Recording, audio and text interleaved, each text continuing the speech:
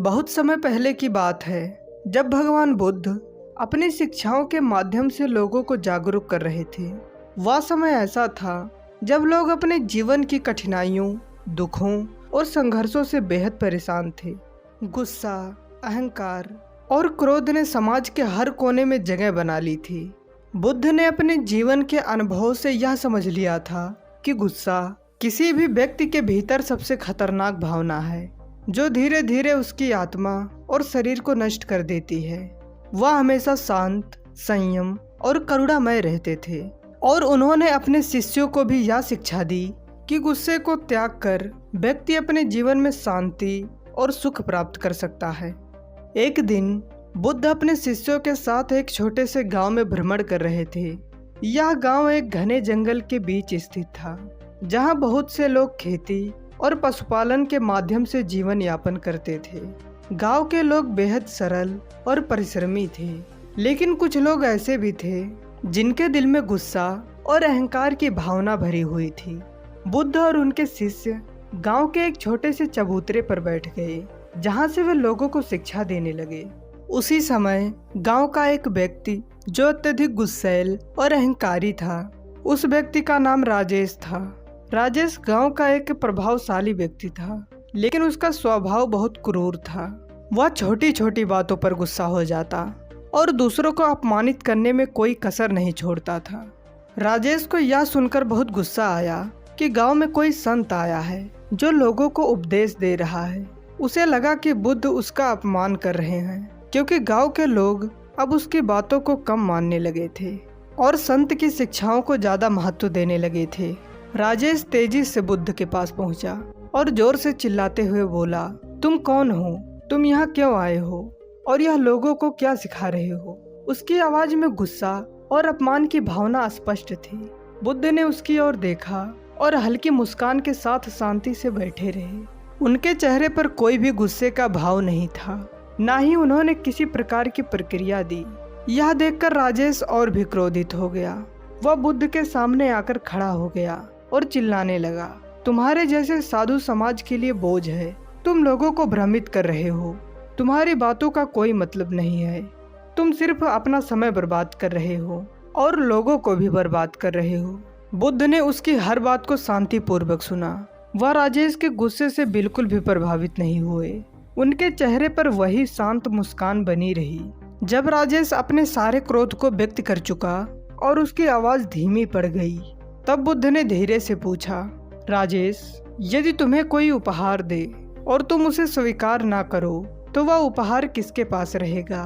राजेश ने थोड़ा हैरानी से जवाब दिया, जो उसे लाया है उसी के पास रहेगा। बुद्ध ने मुस्कुराते हुए कहा, तुमने सही कहा। यदि तुम मुझ पर गुस्सा कर रहे हो और मैं तुम्हारा गुस्सा स्वीकार नहीं करता तो वह गुस्सा किसके पास रहेगा? यह सुनते ही राजेश चुप हो गया। उसने बुद्ध की ओर देखा और उसे समझ में आया कि उसका सारा गुस्सा उसकी अपनी सोच और अहंकार का परिणाम है। बुद्ध ने ना तो उसके गुस्से को स्वीकार किया और ना ही किसी प्रकार की प्रक्रिया दी। यह देखकर राजेश को एहसास हुआ कि गुस्सा उसकी अपनी कमजोरी थी और वह इस कमजोरी को दूसरों पर थोपने की कोशिश कर रहा था। लेकिन बुद्ध के शांत स्वभाव ने उसे आईना दिखा दिया। राजेश की आंखों में आंसू आ गया। वह जमीन पर गिर पड़ा और बुद्ध से माफ़ी मांगने लगा। उसने कहा, भगवान, मुझे माफ़ कर दीजिए। मैं अब समझ गया हूँ कि गुस्सा एक जहर है जो मेरी आत्मा को खा रहा है। आपने मुझे मेरी गलती का एहसास करा दिया। कृपया मुझे सिखाइए कि मैं अपने गुस्से को कैसे नियंत्रित कर सकता हूँ। बुद्ध ने उसे उठाया और कहा, गुस्सा एक ऐसी आग है जिसे अगर समय पर नहीं बुझाया गया तो यह तुम्हें ही जला देगी। तुम्हें अपने अंदर की करुणा और धैर्य को जगाना होगा।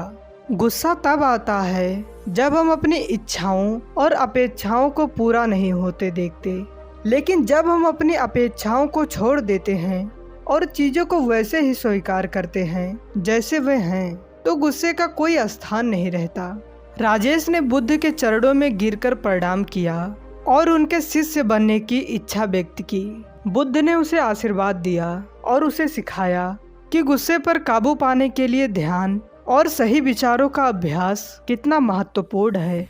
इस घटना के बाद बुद्ध ने अपने शिष्यों और गांव के लोगों को गुस्से के बारे में विस्तार से समझाना शुरू किया।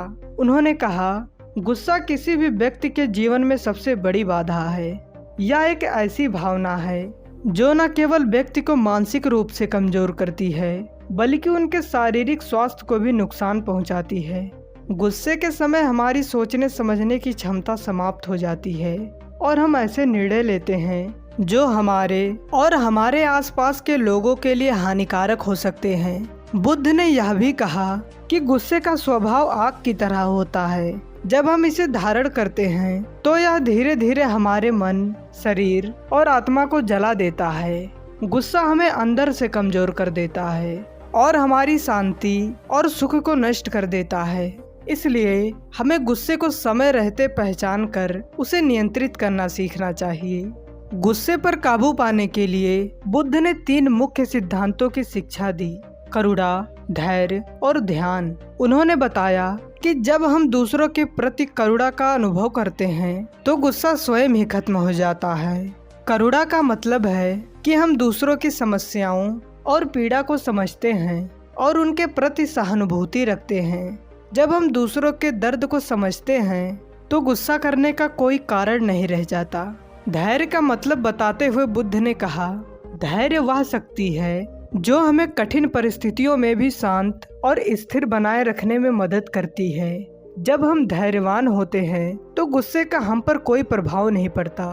धैर्य हमें यह समझने की शक्ति देता है कि सभी समस्याएं और कठिनाइयां अस्थायी होती है। ध्यान का अभ्यास गुस्से को नियंत्रित करने के लिए अत्यंत आवश्यक है। ध्यान के माध्यम से हम अपने मन को शांत कर सकते हैं और नकारात्मक विचारों से मुक्ति पा सकते हैं।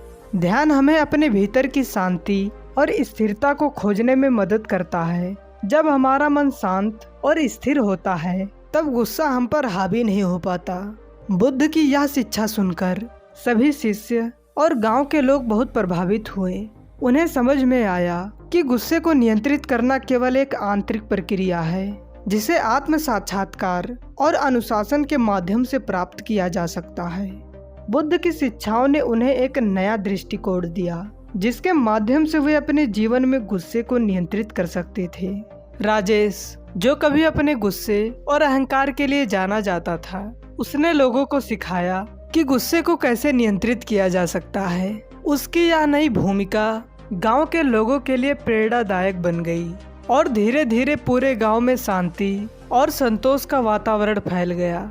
बुद्ध की यह कहानी हमें यह सिखाती है कि गुस्सा एक ऐसी भावना है जिसे अगर समय पर नियंत्रित नहीं किया गया तो यह हमारे जीवन को नष्ट कर सकता है।